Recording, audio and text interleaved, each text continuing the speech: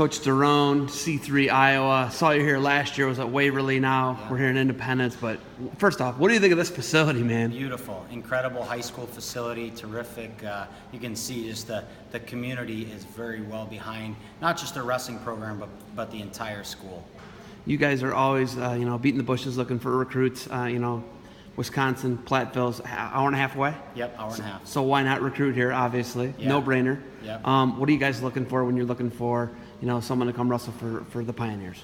Well, the first thing we always have to look for is academics. I know you hear that from every single coach, but it is. I mean, coming in, you got the binder. It's just a terrific setup. Cliff's very organized. The first thing we look for, not just where they're from or what they've done in high school as far as on the wrestling mats, but where they at academically in terms of their GPA and their ACT score or SAT score. And then once we figure out, that we can check that box off, then we can start looking at the wrestling accolades. So for us, generally, very generally speaking, we're looking for kids who are about in the top 30% of their high school class, ACT score about 22 or higher, kind of getting in that vicinity or so. There's a little bit of flexibility in that, obviously, but that's just kind of a general rule about top 30% of your class, around the 22-ish, something in there, and then we start looking at the wrestling accolades. So if people aren't taking care of their academics, I mean, obviously they're closing some doors and some windows, would you say?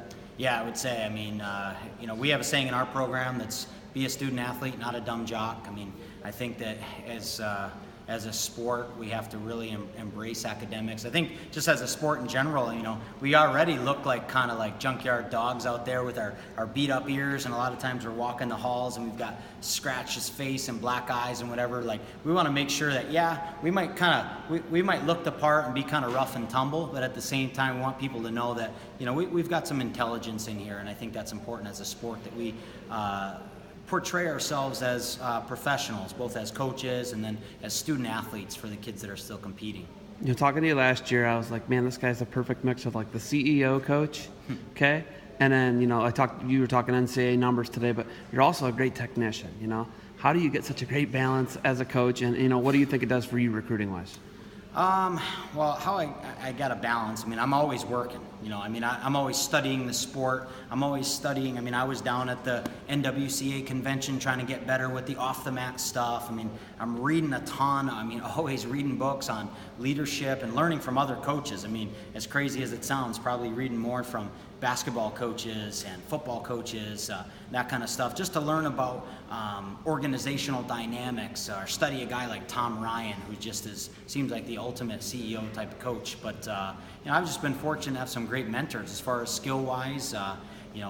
Coming up through with my coaches, I had a couple years where I worked with Kenny Cherto full-time, so I really know Kenny well, and I've just been around so many great clinicians through those camp systems and things that, you pick up on stuff. And then, I'm a wrestling junkie. I'm studying the sport, every dang thing. I mean, I love watching these clips on Flow, learning from Roper in the room right now. We've got the World Championships coming up, so just studying the sport and figuring out, what's working, what's not working, how do things kind of evolve and go in cycles. So I think just as a coach, you got to be just committed to that growth mindset and continuing to learn and improve. And I mean, we haven't won a national championship yet, so and we wouldn't stop even when we get there.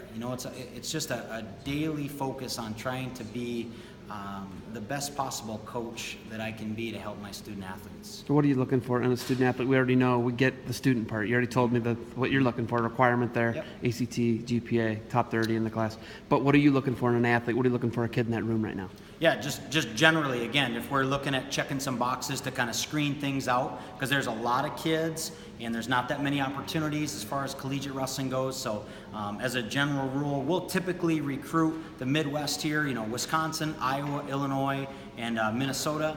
We'll look for kids initially we wouldn't cross anybody out, but just as a starting point, we're looking for kids who are at least top 6 in the state, that we can kind of identify that are going to fit our system.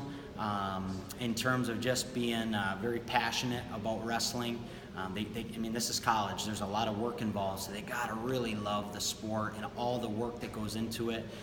We're looking for kids who embrace that that growth mindset. We have a saying in our program that's win or lose, learn and improve, so that we can encourage guys not to just try to, wrestle real timid and just to try to squeak out a win, but rather to, hang loose and let themselves just try to strive to wrestle to their potential.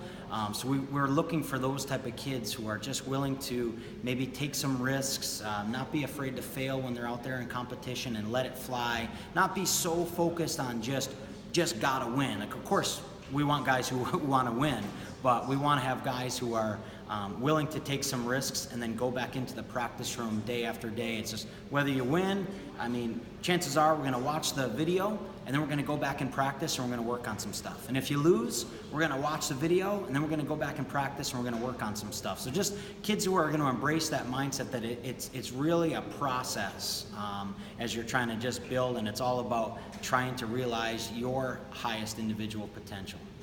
All right, Coach, we got Roper and they're showing technique. You got recruiting to do. You got anything else for me? No, but thank you so much for being here. I always love following. I think you've got the best summer job in the world. Thanks, man.